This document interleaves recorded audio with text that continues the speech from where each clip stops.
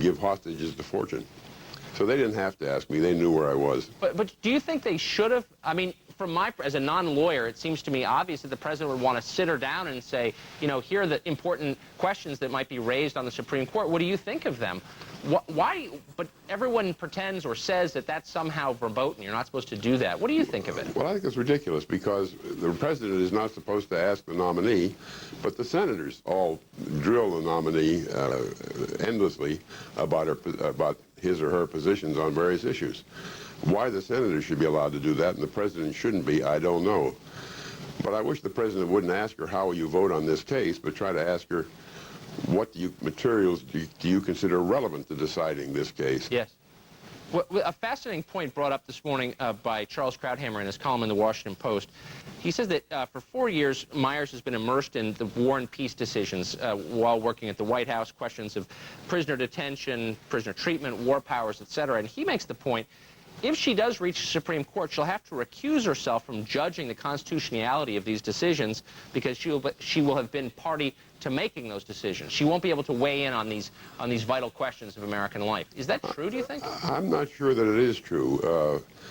Justice Robert Jackson advised President Truman and President Roosevelt on issues like that, and then changed his mind when he got on the Supreme Court in the steel seizure case, which held illegal President Truman's seizure of the steel mills during the Korean War. So I'm not sure that having participated in the decision at the executive branch level disqualifies you from deciding the issue as a judge. Right. I don't think it should either. Now, what do you think her chances of being confirmed are? I think they're probably pretty high because, and this should give the president some pause, they're pretty high because the Democrats seem to like her. Yeah. And I think that ought to give him reason to think that maybe he made a mistake. What about conservatives in Washington? I no longer live there, so I don't have quite my finger on the pulse of it, but I know you do. What's your sense of how Bush's supporters feel about Harriet Myers? Well, those who are involved in the process have some reason to stick with the White House.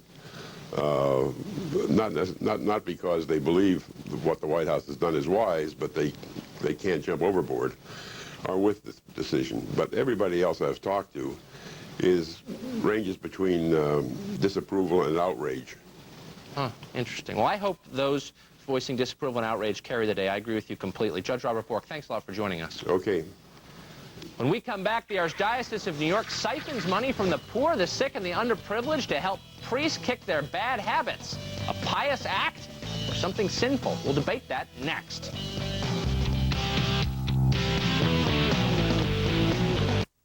I'm not going to let health concerns hold me back. From doing a single lap. Doing a single turn. Some multivitamins talk a good game, but Centrum Silver is a specially age-adjusted multivitamin with high levels of B vitamins, which emerging science suggests may help reduce the risk of vascular diseases, including heart disease, and with calcium to help maintain healthy blood pressure. I can't wait for my next gig. My next plunge. Centrum Silver, adjusted for your age and your life. Introducing the new 2006 Cadillac DTS. With the Northstar V8 and the world's fastest reacting suspension system, you are in control.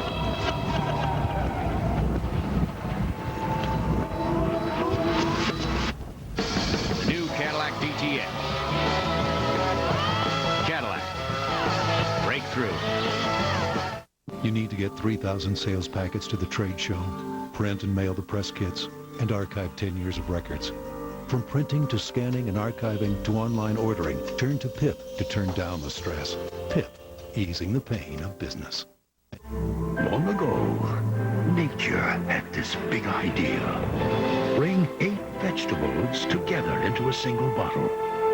This powerful source of vitamins and minerals awakened our bodies, inspired our minds, helping us even today to evolve and improve. A juice so alive with vegetable nutrition, it changes how we live and to how we thrive. V8 100% vegetable juice. Don't just live, thrive. Allison's eyes couldn't read fine print.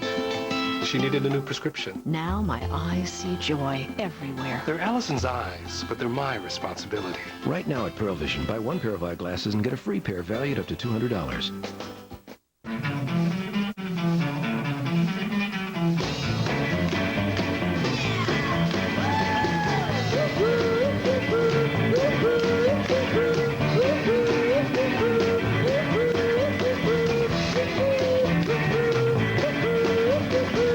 If you've got broadband, you're ready to save. Visit Vonage.com/free offer or call 1-800-925-4VON.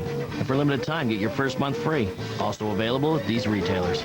Scarborough Country with Joe Scarborough. Weeknights at 10, only on MSNBC.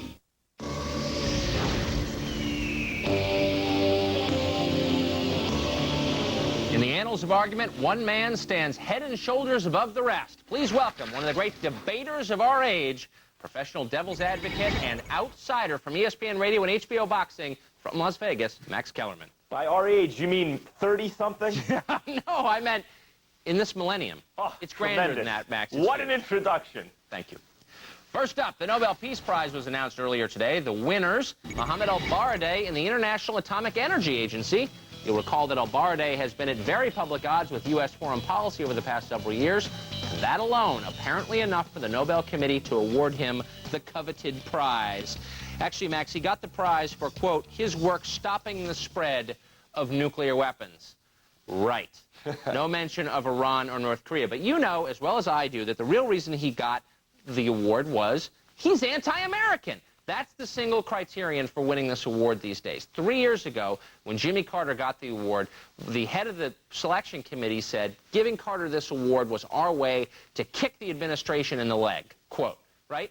You can go through the whole list of people who've won, Rigoberta Menchú back to Yasser Arafat, a Nobel Peace Prize winner, often forgotten, and see that the thread that connects all of them is their dislike of the United States. That's why he won, and that's why we had to ignore what that little Norwegian committee does every year with its $1.3 million. Who cares what they think? Well, I mean, yeah, you're right. If you're anti-American, it certainly seems to put you in the running. And this is the indefensible, but let me try my best here. Good luck. It's a shame, too, because if you win the Nobel Prize in medicine, you know, in science, that's a really, really big deal. Exactly. And the Peace Prize has been devalued. This is the chief nuclear weapons inspector.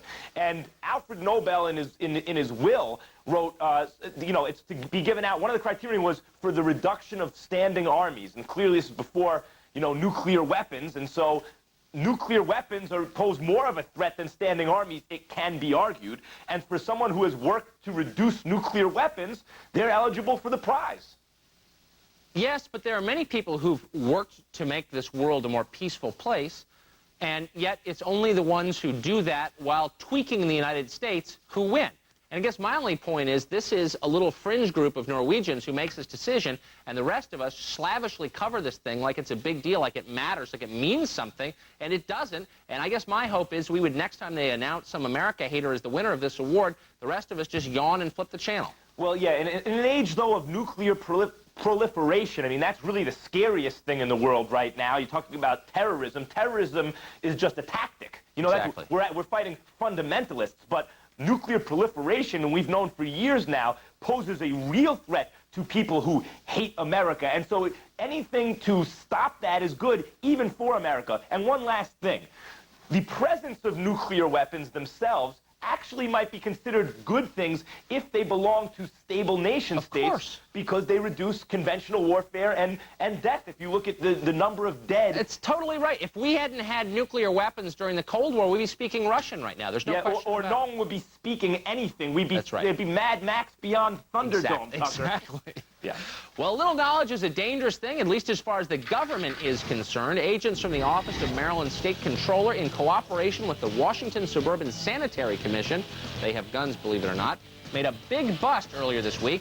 They arrested a lone teenager and seized the illicit moonshine distillery he allegedly built from a bucket, a trash can, and some copper pipe.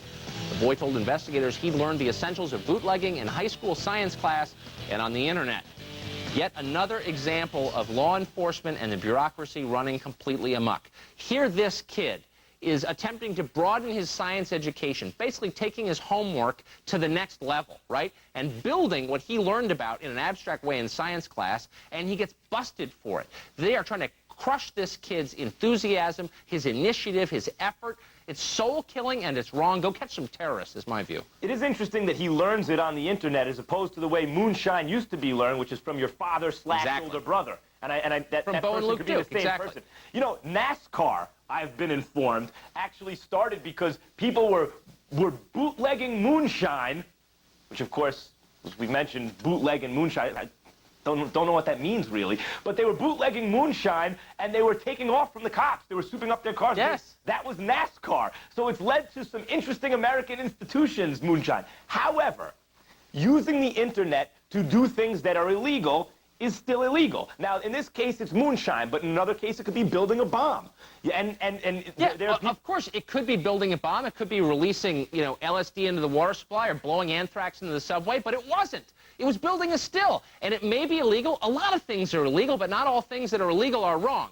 And law enforcement ought to focus on enforcing the laws that matter, and this one doesn't matter. Yet another waste of resources, people who really are thinking with their guns or blinded by the bureaucracy to what is good and right for the society, busting some kid who's just trying to, like, learn more about science. It's bad. Yeah, agreed. One last thing, they bust people who grow marijuana in their backyard all the time, and I don't see where this is any different. I actually agree with you.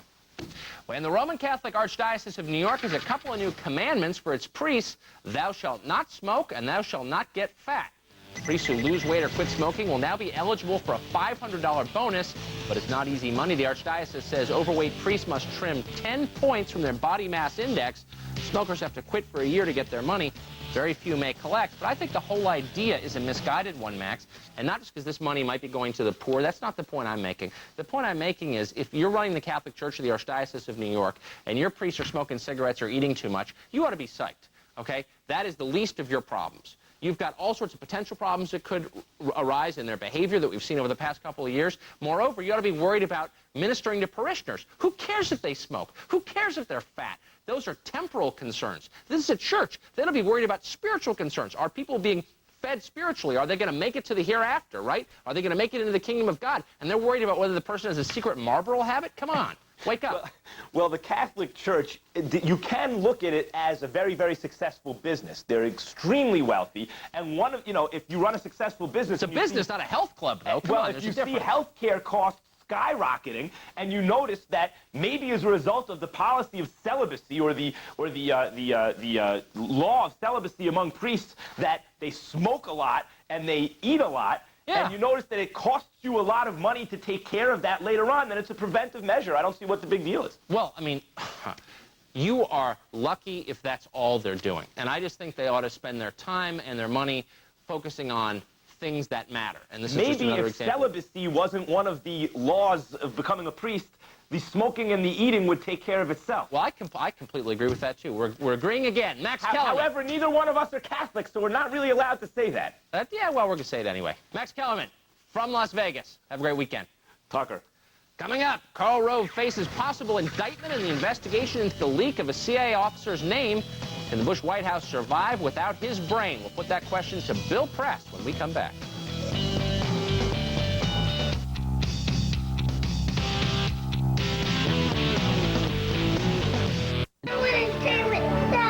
The side of child welfare you've never seen. Join Lester Holt for Kids in Crisis, Sunday at 9 on MSNBC. Northwest Rugs presents a sale of unusual proportions. With 20,000 rugs in stock, this Oriental and designer rug sale is the biggest, roundest, longest, best sale ever on unusual shapes and sizes. Save now on every rug with additional savings on specially reduced, hard-to-find shapes and sizes. From runners to room-sized rounds, Northwest Rugs has the size and shape you're looking for. And check out our fine furniture and accessories. Northwest Rugs, where only the price will be less than you expect. Carmen Drive, Wilsonville, Tannisbourne, and Jensen Beach. Joe Corsani of Premier Auto Group. I'm pleased to announce that right now we're offering the most competitive incentive in our history. Right now, get rebates of up to $6,000 or 0% financing for up to 60 months on select new 2005s. And I'll pay off your trade no matter how much you owe. Would you like some ice? Premier Lincoln Mercury on Southwest Canyon Road in Beaverton. Paper jam. Paper jam. Get Pam. Get Pam. I am. We always get slammed with these paper jams. Give it a good Wham! I couldn't find Pam, so I got Graham. Why are we rhyming? Guys, the presentation will be fine. We've got an easy button. When it comes to making copies, every business has an easy button. It's called Staples. Our copy and print center can handle any job, big or small, when you need it done right. Here's a diagram, ma'am. Staples. That was easy. Come in and get color copies for just 39 cents now through November 12th. Have a good day. See you tonight. Okay.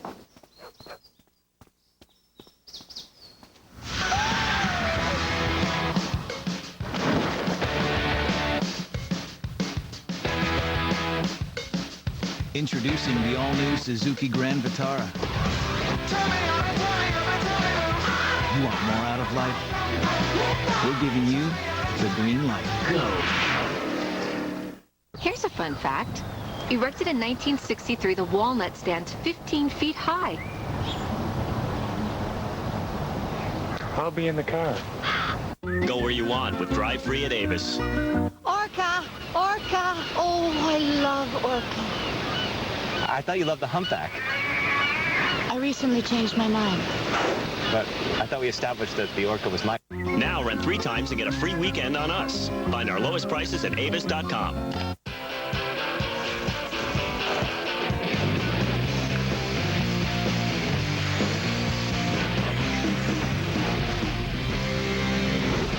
Welcome back. Rising gas prices, the war in Iraq, the Valerie Plame investigation, the Hurricane Katrina debacle, the furor over Harriet Miers. All of them add up to a headache for the White House, as well as an equal and opposite reaction from the other side of the aisle.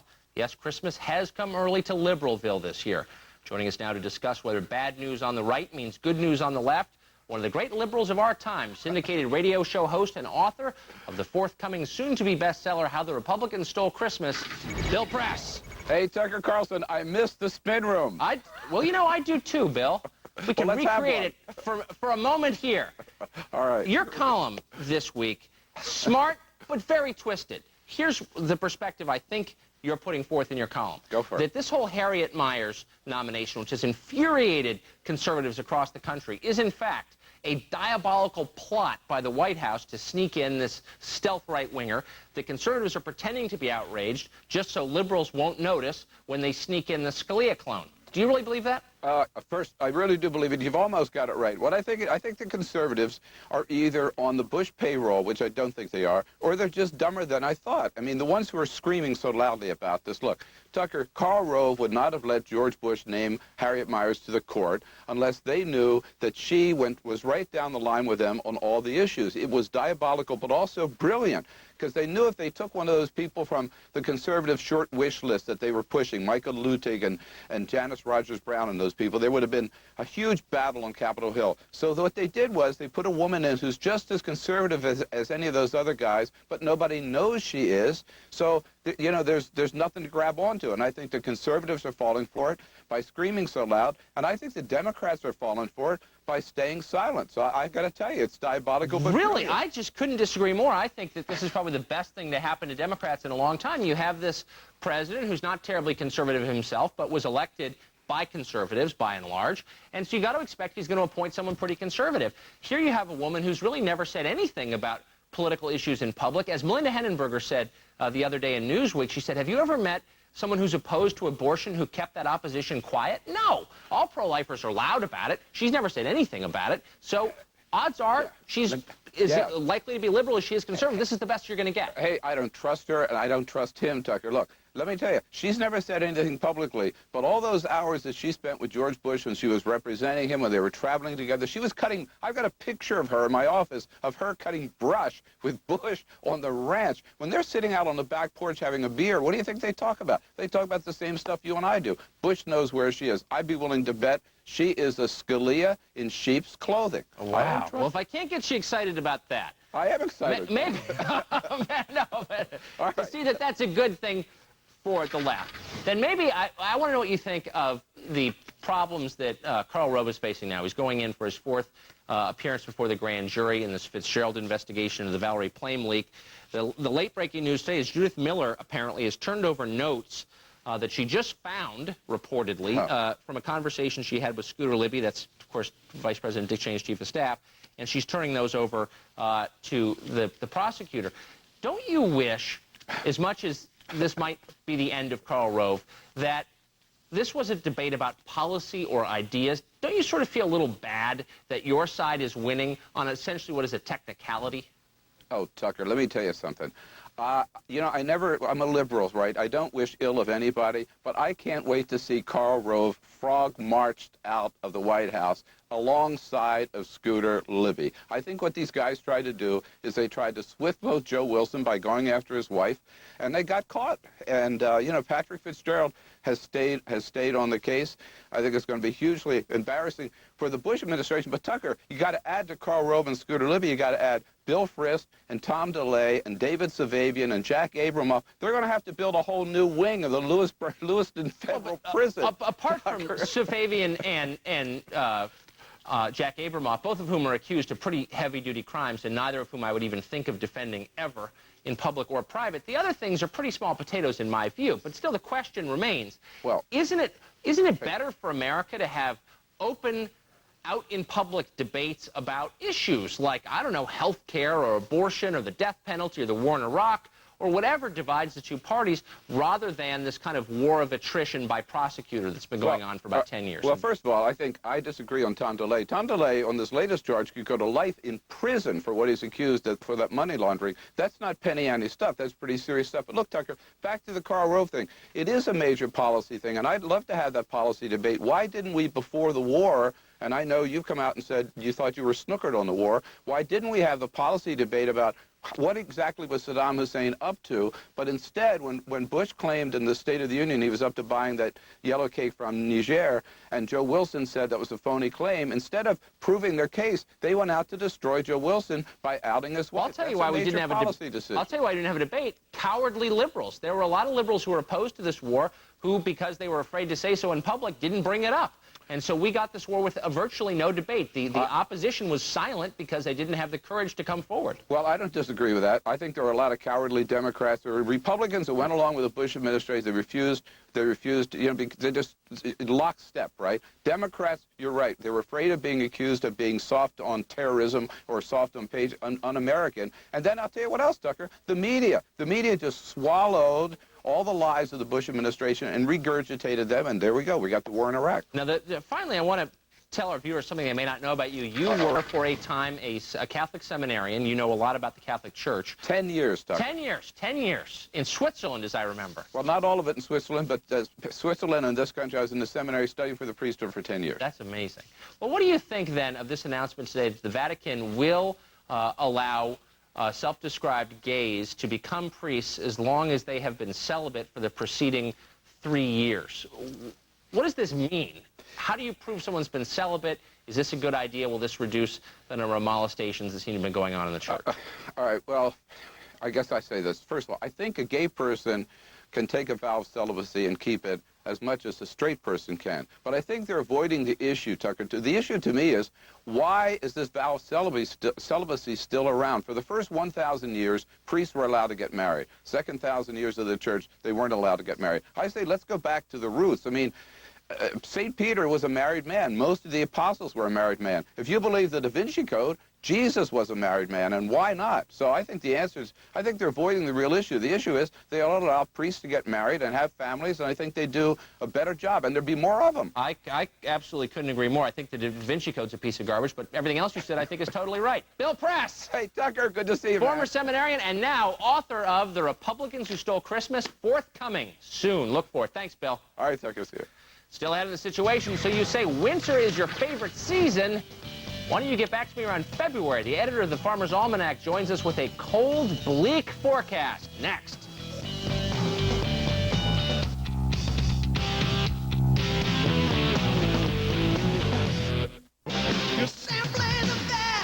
The legendary Tina Turner presents her greatest collection ever.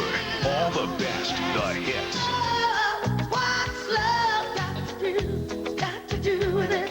18 Tina Turner classics on one CD for the first time ever.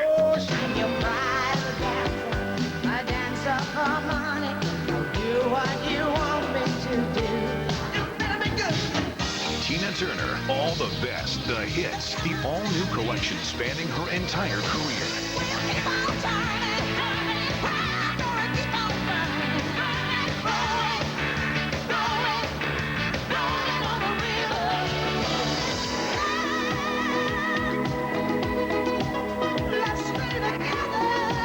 This exclusive TV offer. Order Tina Turner's All the Best, the hits for only $18.98 plus $4.95 shipping and handling.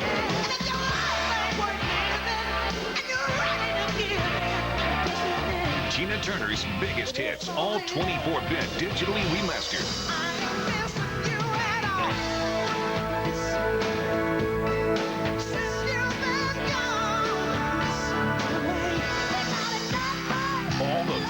The hits. 16 of Tina's biggest hits, plus 2 new songs, including Open Arms.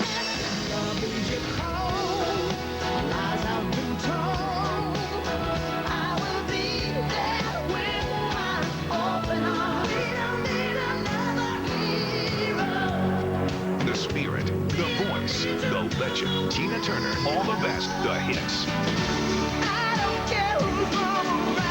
To order Tina Turner's All the Best, the hits, call the number on your screen. 16 of Tina's biggest hits, plus 2 new songs, available now for only $18.98 plus $4.95 shipping and handling. Rush delivery available. Call now. Coming up, the runaway bride puts on her running shoes again. Where's she headed this time? Should her fiancé be worried? Plus, Tucker dials up the situation voicemail. Like the runaway bride herself, we're leaving, but we'll be back soon. Ford product engineers work hard. Anybody can see that. Since they need to be with the cars, we took out their desk phones and extended the workplace with Sprint Business. It's helping us shorten the time from concept to showroom, and it's easy to reach them. Dan? Dan's gonna have to call you back. By saying yes to working from anywhere, we're building more new products faster. With Sprint Business, you can make just about any place a workplace. Yes, you can. Have you got a strategy in place to take your company to the top and stay there? Winning businesses have smart strategies. That's why I recommend Administaff. They provide administrative relief, big company benefits, reduced liabilities, and a systematic way to improve productivity, enabling business owners to get back to doing what they do best. Small business is good for America. Administaff is good for small business.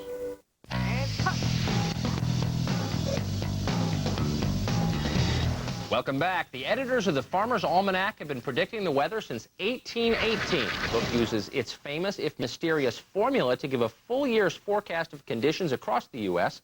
The outlook for this winter is unusually bleak. Sandy Duncan is the managing editor of the Farmer's Almanac. She is here now to deliver the bad news about this year's weather. Sandy Duncan, thanks for coming on. Thanks for having me. Before you tell us what the weather's going to be, how do you forecast the weather so far a year in advance? How do you know what the weather's going to be? Well, luckily it's not my job, but we do have a weather prognosticator. He goes by the name of Caleb Weatherby, and he's been doing it probably about 20 years now. And he uses a mathematical and astronomical formula that dates back to 1818 when the Farmer's Almanac first started. And it takes things like sunspot activity, tidal action of the moon, and position of the planet into factor. I was going to ask you the mean question, does he wear a wizard's hat, but that would be cruel. What's the formula? And is this, I mean, for real? That's really, he takes a formula from 1818, plugs in this year's variables, and comes up with the weather. That's really what happens. Exactly. It is for real. The person and the formula is actually top secret. He is a real person. He lives somewhere on the East Coast. But we keep him and the true secret formula top secret. He's the only one that knows it. But it is a very astronomical and mathematical formula.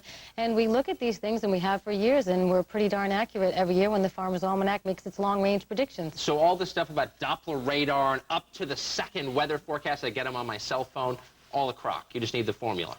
Well, you know, the formula helps. I think, you know, you can look at your cell phone, and you can turn on TV and find out what the weather's going to be, but you can't find out what it's going to be on December 31st or June 15th of next year. So we go out on a limb, and we can't take the place of your local meteorologist. I mean, sometimes local conditions come into play, but we do a good job at, you know, taking cues from nature. It's about time maybe we go back to nature and forget about some of those satellite computer systems, and maybe we should take our cues back from nature. Do you go back and check the accuracy of last year's forecast against what happened? We always include, like in the 2006 Farmer's Farmer's Almanac, we include what we had predicted and what kind of happened overall in the whole country. For you. And people that follow our forecast, they were 80 to 85% accurate. How are you on hurricanes? Well, you know, we did predict 2 hurricanes in the Gulf Coast this year. We predicted one in August and one in September. We were off by probably about 10 days each way. Or the one in September, we were off about 5 days. So I say we're pretty good. That's not bad. I'm impressed. So and next year, hurricanes, we are predicting that. Well, so tell us, what's the weather? What's this winter going to be like? Well, if you like roller coasters, you're all set. The Farmer's Almanac, 2006 Farmer's Almanac is calling for a polar coaster winter, meaning that we see such up and downs on the thermometer that you might be reminded of riding a roller or a polar coaster. But overall, we are seeing, unfortunately, a very cold winter in the Northeast, very snowy in more of the northern sections as far as New England and northern New York. And then as you go west in the Great Lakes and the Midwest, we're seeing a lot of snow, but the temperatures are a little more mild. And then we're seeing unusual warmth in actually California and Nevada and the Pacific Northwest. But for those people who live in Virginia and above, it's bad. Yeah, and actually even down to Florida, we are calling for quite cold conditions all the way down to Florida. In fact, we're calling some frost conditions in Florida for Christmas time. Do farmers still read the Farmer's Almanac? I think it's changed over the years. I think some farming, just like everything, has become more sophisticated, and farming has become more sophisticated. When the Farmer's Almanac started, it was named after the people of its day, you know, farmers, good, honest, hardworking people, and I think we're now more of a publication for everybody, whether you have a patio garden or if you have a lot of acreage and you do farm still. So if you're worried about hurricanes this coming year, where should you be worried about them hitting and when? Well, you know, according to the 2006 Farmer's Almanac, we see 3 hurricane threats, one in the Gulf Coast, one in Florida, August. And then the interesting thing is we are predicting a possible hurricane threat for the whole East Coast next September, the first week of September. Like upper East Coast? Right, up here, up into New York, New Jersey area, and up into the New England states as well. A big one? We don't always say it's hurricane threat, so we try to be accurate, but like I said, we do it so far in advance, we don't want to make people too worried about it. Well, I hope in this case you're completely wrong. But you may not be. Sandy Duncan, the Farmer's Almanac. Thanks. Thank you. Appreciate it. Coming up, we'll unveil who Esquire magazine named the sexiest woman alive. Well, so what do you get when you combine a Tom Cruise and a Katie Holmes? The world is about to find out, and one caller has a pretty good idea what that baby might look like. We'll check the situation voicemail next.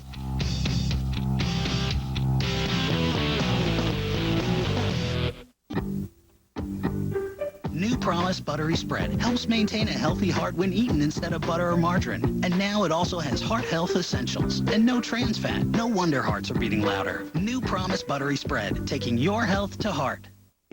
At BASF, we don't make the sunscreen, we make it stronger. We don't make a lot of the products you buy, we make a lot of the products you buy better. BASF, the chemical company. I need an ultrasound machine. I need 70 more rolls of paper. All small businesses have one thing in common. They need things. We need to get 6 tickets for Tokyo. With no preset spending limit, the American Express Business Gold Card makes it easy to get what you need. I need 480 tons of plaster. No matter what it is you need to get. Apply today, and we'll waive the fee for the first year. Call 1-800-NOW-OPEN. This is not the time to plan. Plan for weather emergencies before they happen. Be on the safe side. Plan, prepare, protect. Visit weather.com/safeside. Sponsored locally by Amica Insurance. It's not just how you're covered, it's how you're treated. Call 1-800-42-AMICA today for a free no-obligation quote. Comcast.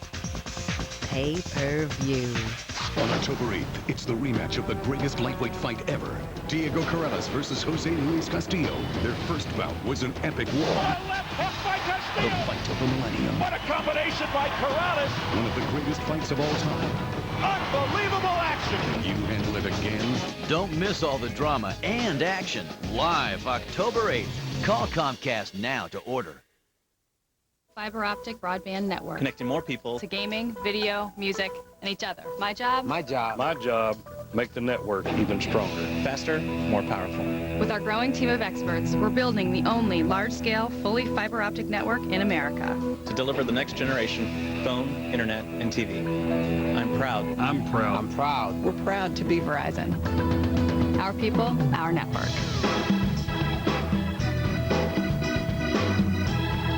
Next, Keith shows you what Tom and Katie's child may experience growing up among Hollywood's Scientologist elite. Countdown, MSNBC, next.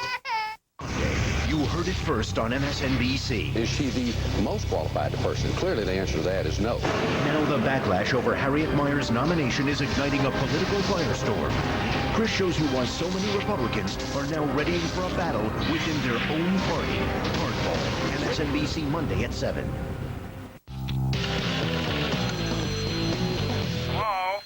Welcome back. Time for a voicemail segment. Every night we give out our secret unlisted phone number, and every day you call and leave us messages. Let's listen to some. First up. Tucker, it's George Smith from Harrisburg, Pennsylvania. And don't you think it's awful funny that every time the president gives a major speech on terrorism, all of a sudden, there it is. We get another terrorist threat. You know, it's awful funny. Any theory that begins, don't you think it's funny? It's usually demented, including yours. No, I don't think there's any connection at all, but I think it would be a great essay from MoveOn.org. Next up. Hi, Tucker. This is Mike from Torrance, California. My comment is regarding crime and its causes. Drug prohibition is a foolish replay of alcohol prohibition. We had a radical decline in crime following the repeal of drug prohibition. 65% reduction in murder rates.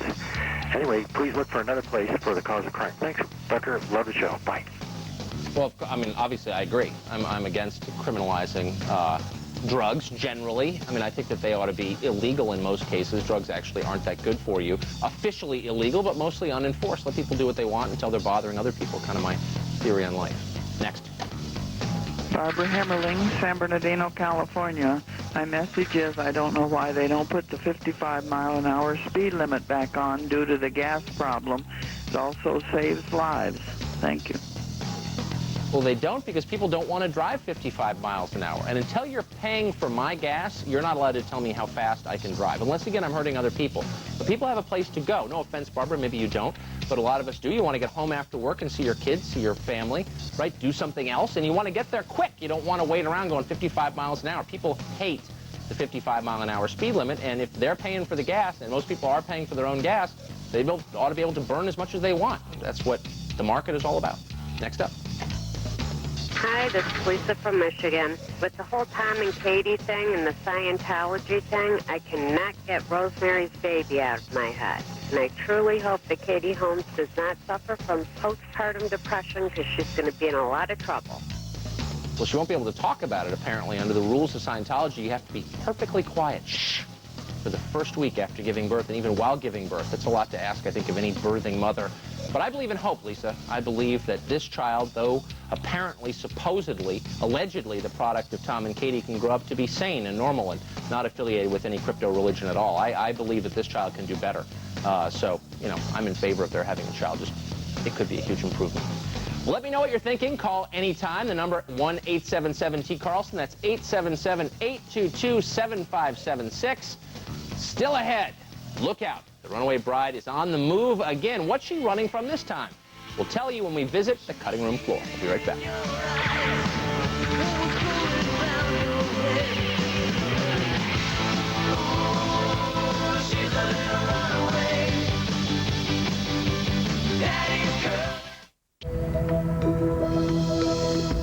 There are sports drinks that help you to fly, to soar, to defy gravity.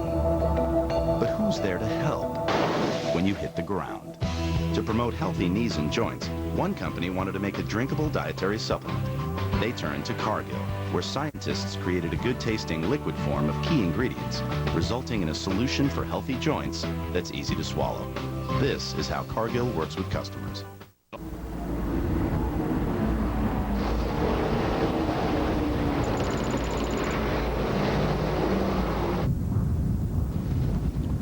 Three climate zones. How's he doing back there? 3 rows of seats. So everyone can travel in comfort. He's fine. The all-new 7-passenger Jeep Commander. It's your world. Take command. With all you hear about menopause on TV, from your friends, it's confusing. How do you know what's really true? You talk to your doctor. The best source of information about the hot flashes, night sweats, and other changes you may be experiencing. You ask about diet and exercise and keeping your bones strong. Today, your doctor has more information than ever. Together, you can make decisions that are right for you. Get the facts. Get to your doctor or healthcare professional.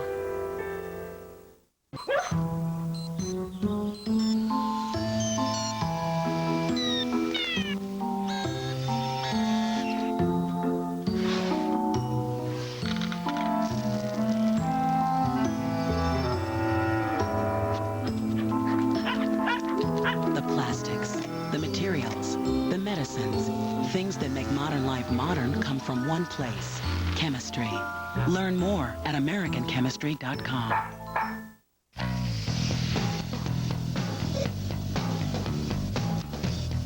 The final segment on the final show of the week, the Friday edition of the Cutting Room Floor. Willie Geist is here. Here he is. Tucker, I've got some not very breaking news off the top here. Esquire magazine has named its sexiest woman alive, Jessica Biel. Never heard of her. Seventh Heaven, one of your favorite shows in the WB. She was the star of that. Never heard of it. Interestingly, second place, Harriet Myers, which I thought was surprising. Well, she's got that going for her, doesn't she? Well, Jennifer Wilbanks is on the run again, but this time federal authorities are not trying to track her down. The runaway bride is reportedly set to run the Chicago Marathon on Sunday. You might remember that Wilbanks skipped out on her wedding in April and concocted a story that she'd been kidnapped. A source with the race says Wilbanks is, quote, a very respectable marathoner and known in running circles throughout the South. In fact, known in running circles throughout the country, actually. Yeah, but not for running. Marathon is a cinch for her. She just ran to Albuquerque, for God's sake. That's right. This is like the 100-meter dash. This is nothing. She can't take the Greyhound bus with her this time. No, she can't. Major disadvantage. Well, fake dog testicles might sound funny to you, but Greg Miller has made a handsome living off of them, thank you very much. Miller makes the fake testicles for dogs who've been neutered. He says his invention helps dogs regain a natural look and gives them self-esteem. Last night, Miller won Harvard University's Ig Nobel Prize for Medicine. The Ig Nobels are given out for the most creative scientific inventions of the year. Fake dog testicles certainly qualify. I'm totally for this, Willie. You can mock it all you want, but I love dogs, and I think it's the right thing to do. I agree. Is this America or what? Greg had a dream to be the first man to make fake dog testicles.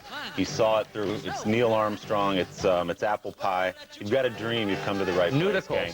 But it doesn't address the question of whether you ought to cut them off in the first place, and I say no. I think it's wrong. I'm just against castration in all forms, period. I'm against castration in my form. That's a non-negotiable for me. I don't care. The whole animal kingdom I impose. Well, a Brazilian psychic says it was his clairvoyance that tipped off the U.S. government to Saddam Hussein's hiding place. Now he wants his money. Juscelino de Luz has filed a claim in Brazilian court demanding the $25 million reward promised by the U.S. government for information leading to Saddam's capture. De Luz says his letters to the State Department describing the tiny bunker where Saddam was eventually caught were totally ignored. I cannot believe that the State Department completely disregarded specific intelligence from a Brazilian palm reader. It's outrageous, and there ought to be hearings. It's just classic. It's just a classic bureaucratic snafu. The answer right under their nose in the mailroom. How many times does this have to happen before we say enough? Wake up, America. Well, it's time to crown our non-human of the week. And who else could it be but Ai, the now former smoking chimp? Ai began smoking 16 years ago by picking up the unfinished butts of visitors to her Chinese zoo. But this week, the 27-year-old chimp kicked the habit. Instead of smoking, Ai now takes morning walks and eats a sensible diet of dumplings and bananas. That sounds good. We have to confess, Tucker, this is just an excuse to watch video of a chimp smoking. I've done that story like 3 times this week. But is she happier, and will she gain weight? She'll probably put on a little weight, but I think if she inspires one other chimp to quit smoking, it's good for everybody. You know what I mean? Our human of the week is a man whose audacity just has to be rewarded. Torben Hansen is asking the government of Denmark to cover the cost of his prostitutes because he has a disability. Hansen says his disability prevents him from leaving his home to visit brothels, so he has to pay more to have Hooker visit his house. In Denmark, the government compensates disabled people for incurred costs. as a result of their disabilities. Once again, an excuse to roll out the hooker file video, which Yes, you're watching we've right got now. a lot of it. Some streetwalkers from 1973, apparently. Yes, I wonder if we have their permission. I've had a few days to let this story settle in, and I feel stronger than ever that he should get the hookers paid for. Completely. I'm totally for it. If you're going to have a dysfunctional welfare state where everyone kind of stays home and plays video games and feels bad about themselves and commits suicide at an early age, you might as well subsidize hookers while you're at it. At least get them some hookers. That's exactly right. Something to smile This about. is the one good thing I've heard about Danish society. Willie Geist. All right, Tucker. Happy Friday. See you Monday. That's Situation for tonight. Thanks for watching. Have a great weekend. Up next, Countdown with Keith Olbermann. See you then.